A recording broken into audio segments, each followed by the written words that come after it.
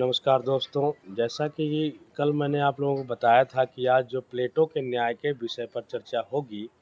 कल हम लोगों ने पढ़ा प्लेटो का जीवन परिचय, प्लेटो का क्या नाम था, प्लेटो के माता-पिता का क्या नाम था, प्लेटो को प्लेटो क्यों कहा गया, प्लेटो ने शिक्षा-दीक्षा कैसे ग्रहण किया, प्लेटो ने किस अकादमी की स्थापना की, प्लेटो के गुरु का क्या नाम था। इन सभी चीज़ों पर हमने कल चर्चा किया।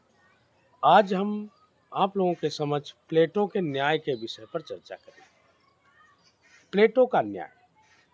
प्लेटो की प्रसिद्ध पुस्तक रिपब्लिक का शीर्षक है कंसर्निंग जस्टिस, न्याय से संबंधित। प्लेटो के पूर्व यूनान में न्याय का परंपरावादी सिद्धांत, उग्रवादी सिद्धांत और उदारवादी सिद्धांत प्रचलित था, जिसके समर्थकों में सेफेलस, पॉलीमाकस और थेसिमिकस आते हैं।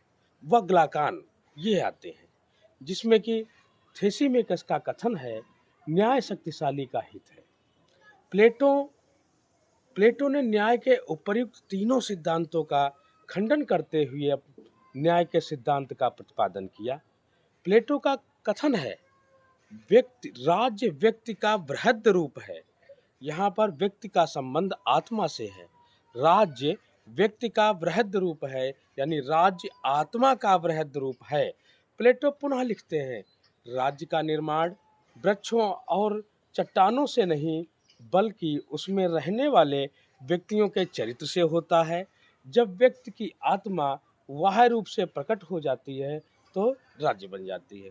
प्लेटो का मानना है कि व्यक्तिगत स्तर पर जो गुण एक व्यक्ति में पाया जाता है, सामाजिक स्तर पर वही गुण राज्य में पाया जाता है।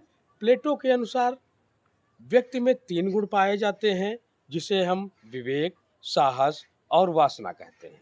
इसी प्रकार से राज्य में भी 3 वर्ग पाए जाते हैं, जिसे शासक वर्ग, सैनिक वर्ग और उत्पादक वर्ग कहा जाता है। एक व्यक्ति को आदर्श एवं न्यायशील तभी माना जा सकता है जब उसके तीनों गुण अपने अपने निर्धारित कार्यों को करते हुए एक दूसरे में सामंजस्य स्थापित करें। शेष दोनों गुणों का संचालन विवेक के द्वारा हो। उसी आधार पर एक राज्य को आदर्श और न्यायशील तभी माना जा सकता है जब राज्य के तीनों वर्ग अपना अपना निर्धारित कार्य करते हुए एक दूसरे में सामंजस्य स्थापित करें और शेष दोनों वर्गों का संचालन शासक वर्ग के द्वारा हो। प्लेटो कहते हैं कि हर व्यक्ति में 3 गुण पाए जाते हैं, लेकिन एक गुण की प्रधानता होती है। उसी के अनुसार उसे कार्य दिया जाता है।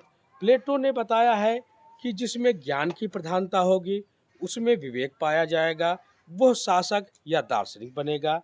प्लेटो कहते हैं जिसमें मनोयोग की प्रधानता होगी उसमें साहस पाया जाएगा और वह सैनिक वर्ग बनेगा। जिसमें वासना की प्रधानता होगी वह संयम उसका सद्गुण रहेगा और उत्पादक वर्ग बनेगा। कुछ महत्वपूर्ण तथ्य हैं प्लेटो के विषय में। प्लेटो का न्याय स्वकर्तव्य मूलक है। प्लेटो का न्याय कार्य विशेषीकरण के सिद्धांत पर आधारित है। प्लेटो का न्याय एकता और अनेकता को व्यक्त करता है। प्लेटो का न्याय सामंजस्य सिद्धांत पर आधारित है। प्लेटो के न्याय को हम प्रकल्प मूलक सिद्धांत पर आधारित भी कह सकते हैं। प्लेटो के न्याय पर टिप्पणी करते हुए बार्कर ने लिखा है कि प्लेटो का न्याय वास्तव में न्याय नहीं, प्लेटो का न्याय वास्तव में न्याय नहीं, बल्कि मनुष्यों को अपने कर्तव्यों तक सीमित रखने की भावना मात्र है। बार्कर पुनः लिखते हैं, न्याय रिपब्लिक की आधारशिला है और रिपब्लिक न्याय का संस्थागत रूप है। कार्ल पॉपर ने कहा है कि प्लेटो विशेषाधिकारों को न्यायपूर्ण कह करके पुकारता है, जबकि हम विशेषाधिकारों के अभाव को न्यायपूर्ण कहकर नहीं पुकार सकते। प्लेटो की न्याय प्रणाली भारत की वर्ण व्यवस्था के अनुरूप है, अर्थात स्वकर्म ही स्वधर्म है। प्लेटो का न्याय नैतिक न्याय माना जाता है। प्लेटो अपने न्याय को सामाजिक न्याय कह करके पुकारता है, जबकि हम उसे सामाजिक न्याय नहीं पुकार सकते। सामाजिक न्याय 20वीं शताब्दी की देन है। क्यों? क्योंकि प्लेटो राजतंत्र का पोषक था, सामाजिक न्याय लोकतंत्र का पोषक है, और जबकि प्लेटो लोकतंत्र का विरोधी था, तो लोकतंत्र में सामाजिक न्याय नहीं आ सकता। सामाजिक न्याय में हर वर्ग के अनुसार उसको हिस्सेदारी मिलनी चाहिए, जबकि प्लेटो केवल 3 वर्ग की ही बात करता है, शासक वर्ग, सैनिक वर्ग और उत्पादक वर्ग की बात करता है। शेष हम लोग प्लेटो की शिक्षा व्यवस्था पर कल चर्चा करेंगे। धन्यवाद।